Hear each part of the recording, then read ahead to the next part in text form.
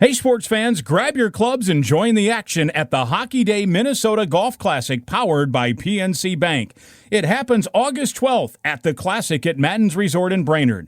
Enjoy 18 holes of golf on one of Minnesota's premier courses, plus a cookout dinner to cap off the big day. You'll also have the chance to meet and mingle with special guests from the Gopher men's and women's hockey teams. Don't miss this great day of golf, hockey, and Minnesota fun. Gather your foursome and register now at hockeydaymn.com. That's hockeydaymn.com. We'll see you at the course. Hi, everybody. This is Dawn Mitchell, and welcome to Dawn of Sports. We are talking Lynx basketball this week. It has been a crazy weekend, let alone past couple of weeks for this team. We're going to catch up with Lea B. Olsen, and it's not just Lynx. There's a lot going on in the W in and of itself, so we'll get into that coming up.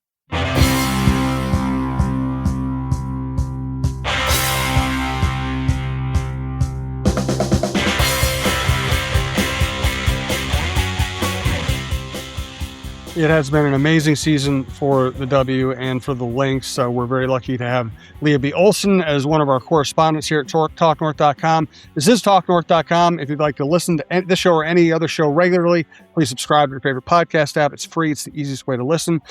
This is Dawn of Sports, of course, starring Fox 9 star Dawn Mitchell. We're coming to you from the Aquarius Home Services Studios.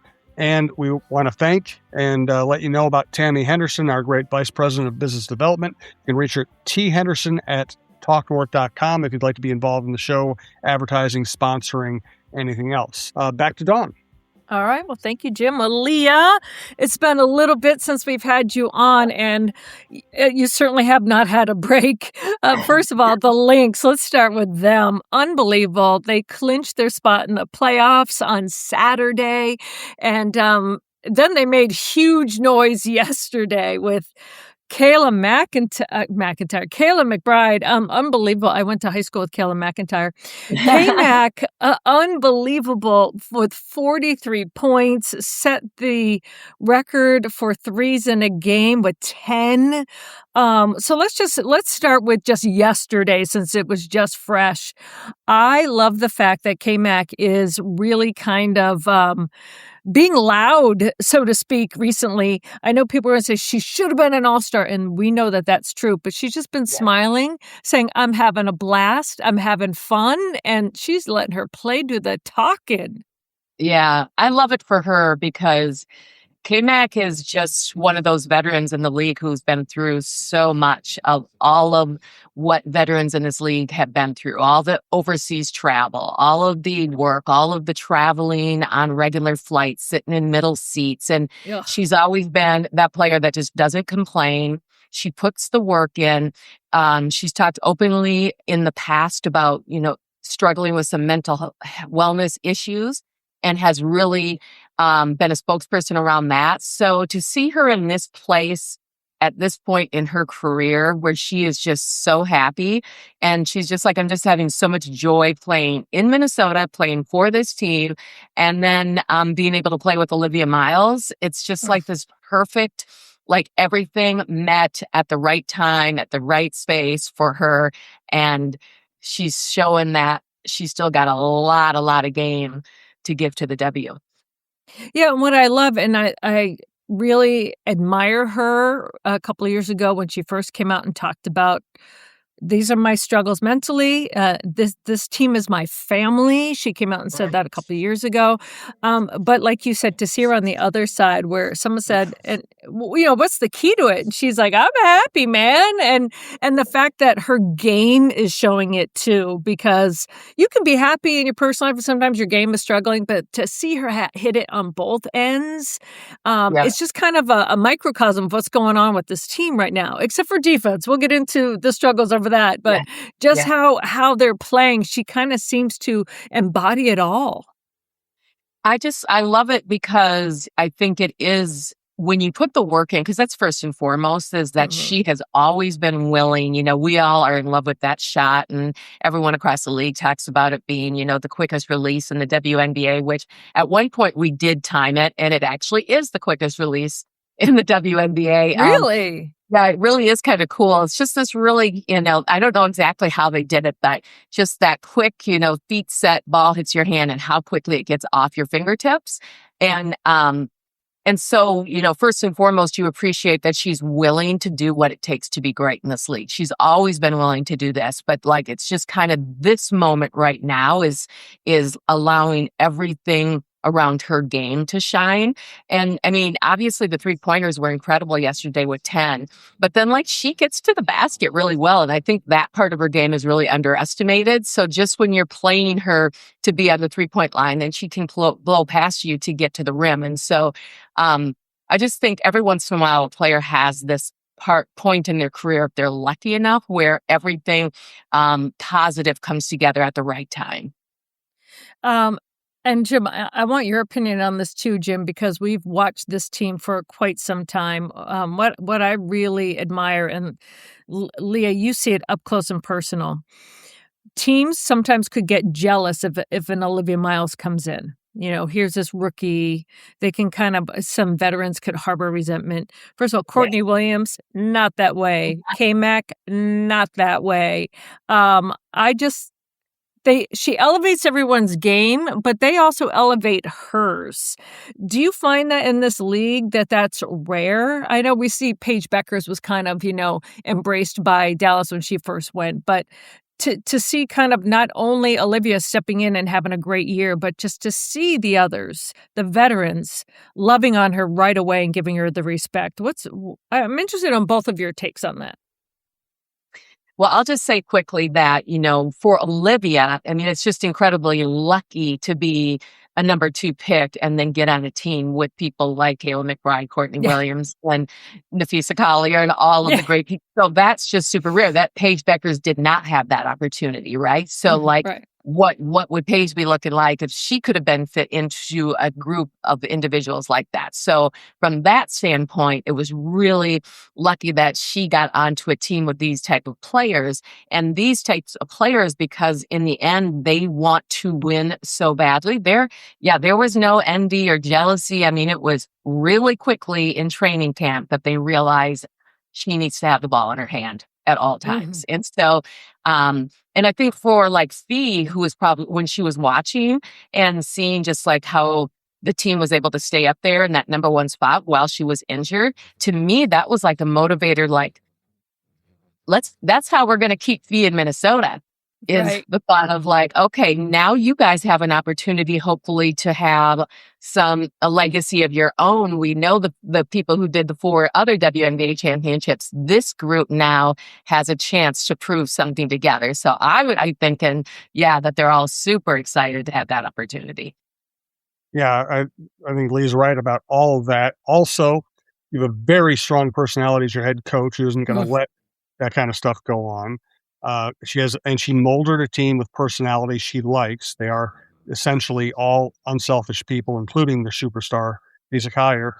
Luckily, the point guard she's replacing was happy to move off point guard. That really made things pretty easy. Courtney Williams is a great person, not only a great personality all the time, but she also wanted to play off guard. So that made things easy. And then if you're an offensive player, you love playing with a point guard who's going to set you up.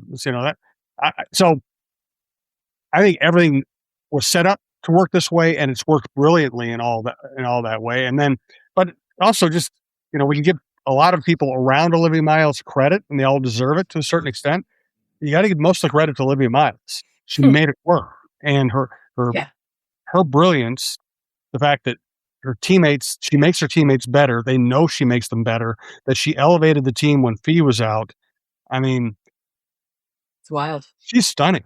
And and a few weeks ago, I started thinking she might be the MVP of the league. Starting to wonder if she might end up being one of the 2, 3, 4 best players in the league. Yeah, I mean, if you think about it, she's been the best player on the best team all season long. So that conversation is going to get really interesting towards the end of the season. The only argument that I've heard in regards to MVP is that she doesn't lead in any of those categories. But to me, it's still the bottom line is like, without their star player in Fee, she led the team to where they're at right now. So, I think it's going to be really interesting to see how it's played out. I had the chance to interview her the other day at an event the Lynx were doing, and the question I had for her is like, how do you stay so sure of yourself and so confident? And what do you say to like young women who are trying to like walk in themselves like you do? And she really talked about that when she decided to wear her hair in her natural afro, and when she decided to wear those glasses, those were moments for her where she said, I'm going to be me. And I know, and she was like, and trust me, a lot of people said, don't do that. And she said, when I finally just decided to do it, she said, it just felt like I could just do anything and I could be myself. And this is who I am. And I just thought, what an amazing message that is to have at that age. I was like, incredible. Yeah. And so cool. I mean, she's already a brand, and her hair and her glasses and style of play all just play right beautifully into that. Yeah, it's just so weird because she is just an old soul, but she has it like, I can't really compare her to, I mean, she gets a lot of comparisons to Chelsea Gray in this style of play, but her as a person and a player, I've never really been around an athlete that kind of vibes like she does. And so it's very cool. And I think it might be part of this like young generation coming through that are really, really good and have put the time in, and then have had an opportunity to think about like, who do I want to be in my platform? And how do I want to show up? And that just really didn't kind of exist, in the earlier days of the W. Good point. Let's take care of some of our business, and then we'll be right back here with Lea and Dawn. We are coming to you from the Aquarius Home Services studio. And yes, the two great attractions this summer for Minnesota sports are the Lynx and the Minnesota Twins. The Minnesota Twins are still in the race, and I would head out to the ballpark if I were you. Here is where it all starts. Here's where pages are turned and new legends are written. Here's where kids become lifelong fans and lifelong fans become kids. Here's where sunsets last longer, happy hour tastes better, and summer hits its stride. And when all of Twins territory stands together and believes hard enough, well, there's no place like here. Get your tickets at twins.com. Finally, let's thank Citizens Independent Bank. Women's sports don't grow because of one moment. They grow because people keep showing up. The fans, the athletes, the entrepreneurs, the local businesses investing in their communities and believing in what's possible. At Citizens Independent Bank, they believe that same local connection is what helps people reach their goals, with financial solutions built around relationships, not transactions. Citizens Independent Bank, unlock the power. Member FDIC, Equal Housing Lender. Back to Dawn. Lea, you mentioned something when you're talking about the vibe that Liv has, and some younger players that are as talented and as confident are not always as respectful to the, I hate to say elders, but vets. So she has that old soul kind of vibe as well, mixing in with this confidence. I think that's unique, don't you? Yeah, I love that part, that she knows all the players. She knows what they do, how they play the game, that she's modeled. And then she'll also, though, talk about modeling her game off of a lot of NBA players and knows a great deal about that league and how they play. So just essentially telling you she's a student of the game, which is really super cool, too, because you never know, like, how much do they watch and how much are they into that part of it? Mm-hmm. And so I'll be really curious. I think sometimes during games, like she stifles people. Like she's had at least once in every game, she'll have an open layup. It feels like to the rim, because I feel like everyone's watching, not really sure what she's going to do. Is it a pass behind the back? Is it a 3-point shot, or is she attacking? And sometimes I'm like, wow, everyone was just watching her play. Now, I'm curious to see as we move towards the playoffs, as teams start to know that we're going to have to load up on her to not, to slow her down at some point, how that looks or how that impacts her. But really, so far, I've only seen maybe once this season where a defense really was kind of able to contain her. I saw on social media the other day, because there's a portion of practice that obviously we can't shoot, but I think the team did. And I think Lindsay Whalen posted it. So it was Way and Liv doing the dribble drills. Yeah. And we all know, like, wow, what another gift for Olivia Miles to be learning from Lindsay Whalen. But just to see, like, Way still got it, dribbling too. Like, they're going in sync with each other. And it was just like one of those moments that hit me as saying, that's unbelievable. And like, talk about the future and the past being in the present. It was kind of that cool moment. You witnessed them together a lot. Just how big is the fact that those two can learn from each other? It's incredible. And like, who wouldn't want to learn from Lindsay Whalen? And she's just so hilarious and fun and easy. But like for Liv, I think it gives her, she understands the pressure, right? The pressure of that position, the pressure of being under Coach Reed, the pressure of now you are the franchise. Lindsay understands that. There's very few other people who do. And so like to have that back and forth with someone who really gets it and was a dynamic player, Hall of Famer, but Liv knows to take advantage of that. Some players don't really know how to actually utilize that or how to take the best of what Lindsay has to offer. And Liv is really open to it and wants to soak that up. So again, to me, that's kind of the old soul piece of her, is understanding like, this is, a huge advantage to have Lindsay Whalen next to me every day. So the league is incredibly good right now. Spectacular offense, spectacular athletes, and we're just seeing shot making I don't think we've ever seen before. You're starting an NBA franchise. You are the owner. You're going to tell your general manager, and it's a wide open redraft here, expansion draft. You can take Olivia Miles, Caitlin Clark, Paige Beckers, Chelsea Gray, Sabrina Ionescu. Who do you take? I'd take Olivia. I really would, because I think like all of those players are great in their own right. So there's probably no wrong answer. But I think she has the ability to like understand, okay, I am that person. So here's how we're going to build around it. And not all players like to have that role. She to me, watching her under stress or under pressure or taking big shots or half court shots or last second shots, it doesn't move her. Like that piece of her is really incredible. When I first met her, I didn't really think she had like that type of, she's got a swag about her that's very New York. That's like, that doesn't necessarily show up when you're just meeting and chatting with her. But on the court, it's like, oh yeah, like she's can talk some stuff to folks, and back it up. So I'm going with Liv, I think. What about you, Don? I would say Liv, definitely number one. No disrespect to Sabrina, but who's great, but she's kind of the tail end only just because she's been in the league for a little bit. But I like Paige too. Paige has that swagger. So I would say Paige would be second. And I know everyone's going to say Caitlin Clark, but there's a lot more that comes with it. And I think sometimes that mentality that I've seen Paige embody as well. And like you said, just starting to see that from Liv, even though she's always had it, she's so respectful, but when you see her on the court and she's trash talking and she's backing it up, I'm like, yes, she's got that. She does. Yeah.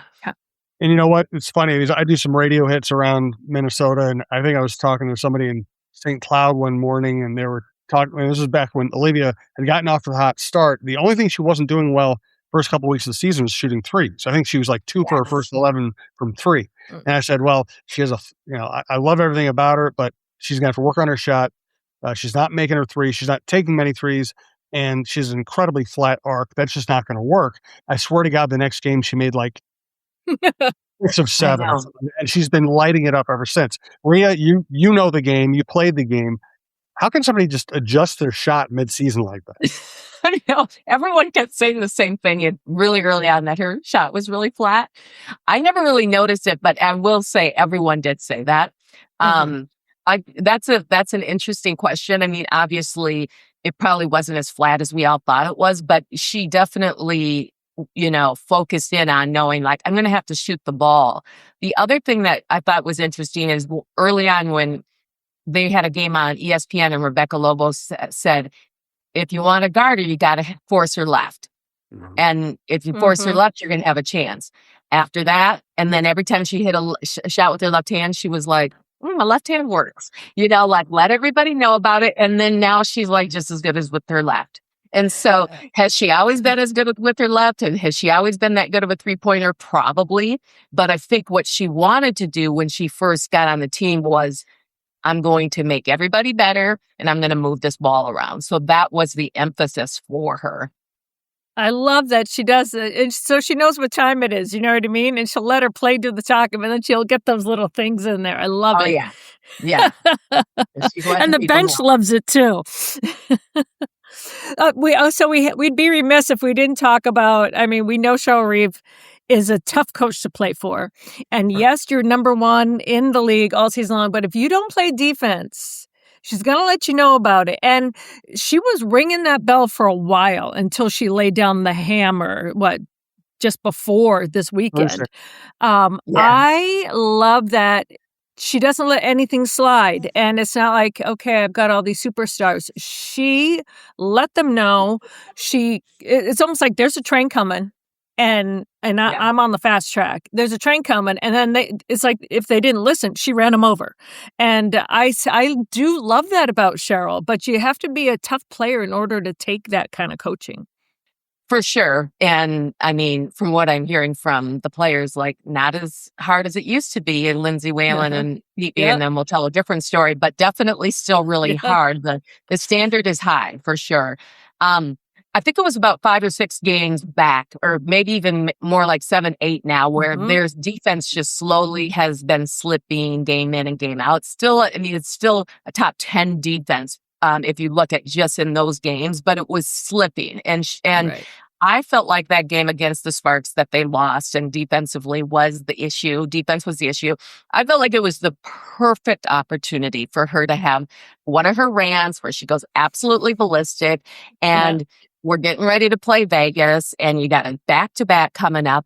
And she needed to remind them that you want to do a shooting match. You're going to win, 1 out of 3 of those. But how we win championships is with our defense. And I think this team is so good offensively that they can start even just mentally slipping up on defense because they don't have to play as hard until you lose to the Sparks. So I thought it was just like scripted perfectly for Coach Reeve to, go crazy on them. And then sure enough, they respond against Vegas. I'm not sure who the reporter was. I want to say I feel that it was Cassidy or someone, and I kind of felt bad for them because I think they were trying to ease into the press conference, asking a question about offense, and she was like, drop the F-bomb right out of the gate. Like, okay, great. Yeah, ask me about offense. Blah, blah, blah. And You're then just she like goes the into players. You're just like the players. Every young reporter should have the experience of getting cussed at by a great coach. It puts you on the right path. Then you belong. Because she was going to talk about defense out of the gate regardless. It didn't matter what the question was. She had one thing on her mind, and it was going to be, we're talking defense. And that has really been for a while, game in and game out. It's just that they were winning. They were winning without playing that number one type style defense. And they were still winning because they can get in an offensive shootout with a team and a lot of times come out with wins because there's so many offensive players on this team. And so that's going to be the interesting part. I was thinking about this headed into the playoffs, like what's going to be their Achilles heel going into the playoffs. And I'm guessing still like what happened last year in the playoffs is that teams are going to play us really physical and they're going to try to go through the post because we're still not a big team. And that's going to, but I feel like they're going to try to be really physical with us. And that was kind of the MO to that Phoenix had with us in the playoffs last year was like kind of bully ball. Like we're going to bully them and see if we can outbeat them. But otherwise, I'm not sure what teams would look at and think this is how you beat Minnesota. Well, in terms of that, go ahead, Jim. I'm sorry. My only real question about this team is I think they are the best team in the league by far. And they're top 5, play beautifully together, and Fee's going to be up to speed by the time the playoff starts. I do wonder about the bench. Not that it's a bad bench, but it's a bench that doesn't always show up, and you're not exactly sure who's going to score. And Juhas, we know Juhas is capable of being a very good player, but she still seems like she's acclimating. Yeah, that's a good point. That would probably be the other spot to attack. So you force them to play their starters for the whole games, which then starts hurting you in those series. But yeah, there's outside of that, there's just not a lot of holes in this team. So that's going to be interesting to see. Yeah, Jim, I was going to say the same thing. I thought Dorka had a really good third quarter. I think it was Saturday, where she was starting to kind of get into the flow. But Lea, what do you see from in terms of not only physicality, but beefing up their post play? Well, when Dorka got healthy, that was kind of the thought. Now, Dorka is interesting because the games that she's played a lot of minutes in, she was really heavily shooting from the 3-point line. Yeah. And so she was, she definitely wants to be that type of, stretch big, right? Sitting on the 3-point line.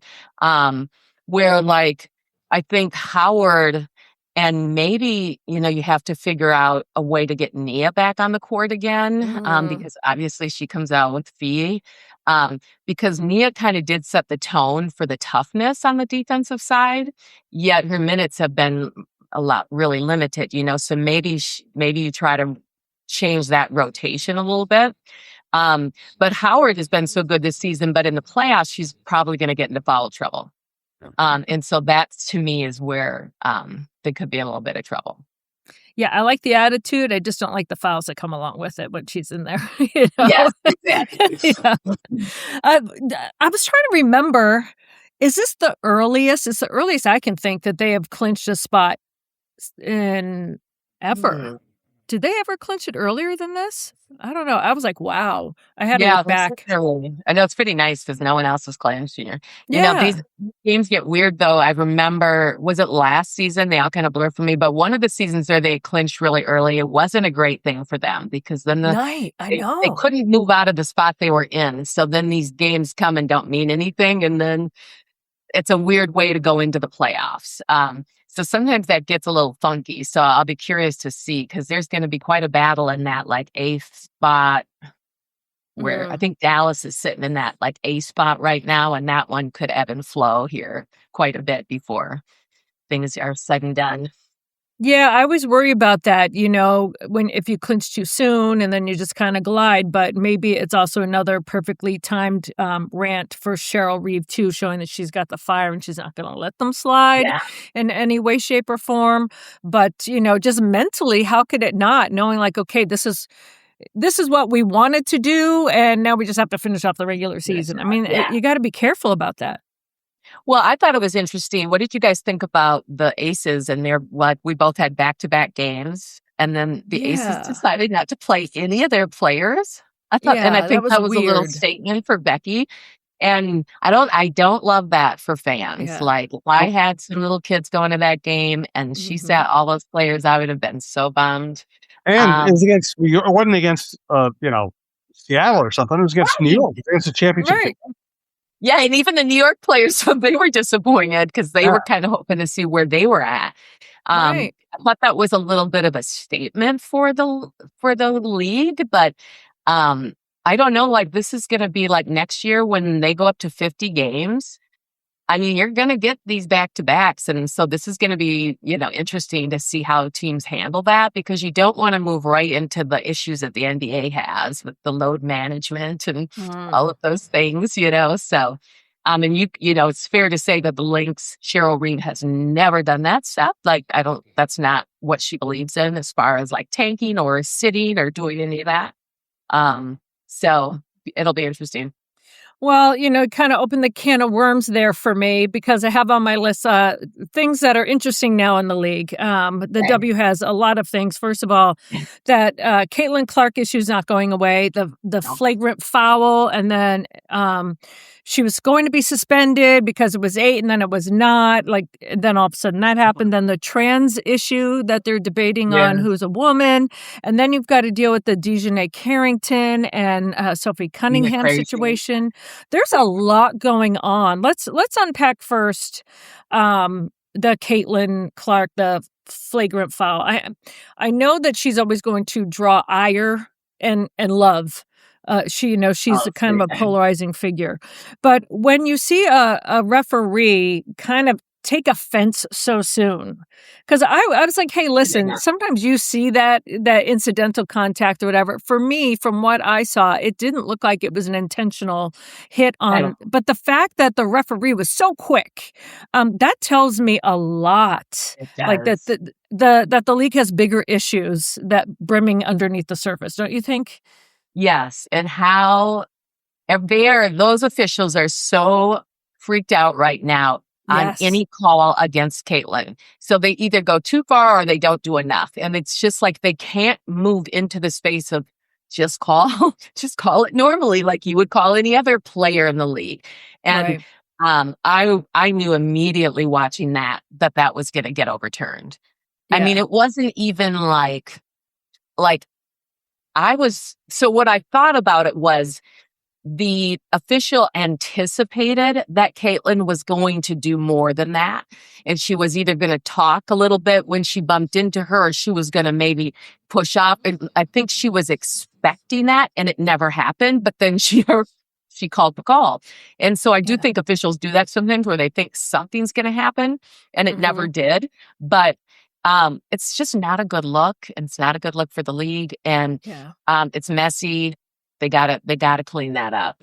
She was also pushed into her, the momentum. It's not like, that she went after her. She's making this physical play. And trust me, a lot of the times that Caitlin kind of gets emotional and is very verbal, sometimes I'm like, oh, that, that's too much or whatever. This was not that case. You're right. I thought. Yeah. It was bad. Unbelievable. I was glad to see it. Yeah. And quickly, it was like, the league was like, no. Yeah. Yes. They could have looked at it seconds later and overturned it in the game. I don't know if they can actually do that, but they could have. So like that's how obvious it was. And unfortunately, that just fuels more of all of the stuff that's happening. And in the off season, I think the W has to do a really deep dive into kind of the narrative around the W has to be the players and playing and their marketing and their campaigns and what they do always has to be to protect the players and to market the players. And I don't even feel like we've seen enough of Olivia Miles. I don't even feel like we've seen enough of Paige. They're not even using their best players on every ad, talking about them. If people are talking about stuff away from the court, they just keep throwing what's on the court at them. And so until they figured this out, there's always going to be outside noise around the W. That's clear. But I think they could do a much better job managing it. So with that said, do you think that Kathy Engelbert has to go? I'm guessing I would be shocked if she didn't lose her job at the end of this year. There's just too much going on, too many fires, right? She seems overwhelmed and surprised by everything that's happening. And all this stuff is almost predictable when you have a growing, very popular league. We all knew what the issues would be. Right? Absolutely. Yeah. And is it a tough job? Yes. Do we understand that, not only do you cater to players, you cater to owners, you cater to growing the game, all of these different things, but the most obvious stuff, that is going to be the public is going to judge. I think they've done really poorly. And that's that communication to the players, communicating around how they're going to always protect their players. And, just across the board, I think that has not been done well in this league. And then they always have to react. And then that looks late and it looks messy. And so I'm hopeful that maybe behind the scenes right now, they're thinking of ways to clean all that up. And this, like you said, Jim, this is not a surprise. Every other league, professional sports league, has had to deal with issues that are societal. So, the W is no different, whether, you're talking about racism or the trans issue, if you're talking about, protecting your players. Every single professional sports league has had to deal with the outside. And I don't even want to call it noise. Some of the stuff is very big. Sports is looked upon by society to kind of figure out some of that stuff before the rest of us, like you see at the Olympics, like bring people together and talk about issues. But you have to have the right leader to kind of keep a handle on the lids. And ratings on these games, right. And it's still with any game with Caitlin Clark in it, they're beating any team going against them at that time. And whatever sports are on right now. So obviously there's not a ton of teams on right now, but that is the highest rated sport. So like all the eyes are there. So you do need to be ready for it. And then, I think with this trans issue, they're gonna I thought it was interesting when Coach Reed had said that they don't really have a policy around it. I was like, well, they better come up with one. Yeah. Because Royce White is coming. It's wild that they wouldn't have really thought, okay, what are we going to do with this? And so to me, that there's just lots of work to be done behind the scenes. That's such a nice way to put it. Well, growing pains, right? My nicest way put. Yes. Oh. Well, Lea, thank you. I know that we haven't even hit the playoffs yet, and it's already kind of feels like it's just taking these next steps up, and it's so fun to, back to the Lynx for a moment, to see this team enjoying it, because we hear so much about the players and the teams, the championships of the past, and so-and-so's going into the Hall of Fame, and it's nice to see like the team now on the court seeing success again. Don't you agree? And being part of that?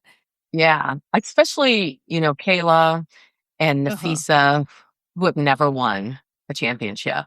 I'm just anxious for them to get that feeling. And they, I really think they have a big opportunity here to kind of start the new era of Lynx basketball.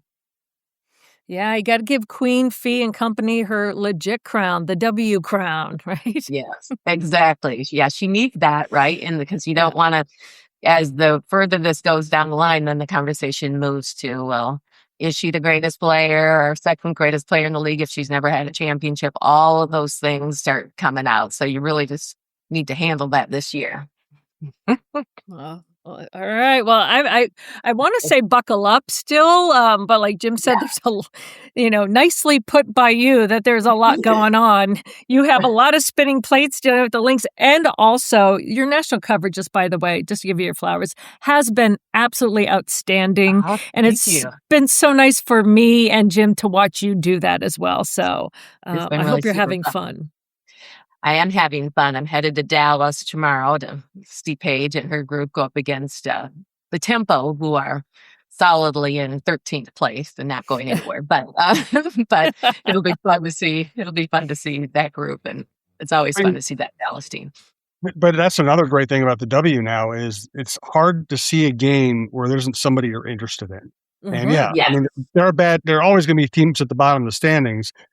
I would watch that game to see Paige and see if Dallas is coming on, That's exactly it. And that's to me what's different this year is I don't think I've done very few bad games. Like even with teams that don't have good records, they've been good games.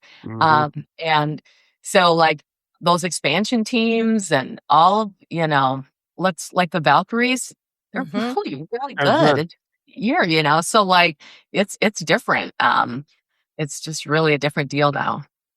Well, it is indeed, and I'm hoping that the Lynx can keep it going here. Their next game is Wednesday against, talk about a new team, the Fire. I still in my brain think Chicago Fire, right? Not Soccer Dom, Portland Fire. So it's been fun to kind of get to know who's on those teams and to see that. So let's hope there's no letdown, and the Lynx Cheryl will probably light a fire under her players and make sure that there isn't one. So, so I think we're just getting started. I think the playoffs are going to be fun. Yeah, there's a lot of good teams this year, so it's gonna be tough. There's nothing signed, sealed, delivered about coming through this year. It's a battle. It'll be a huge battle, but they're well suited for it, so I'm feeling good about it. All right. Well, Lea, thank you so much, as always. So much to digest today, but as always, you brought us up to speed. We really appreciate you. Thank you.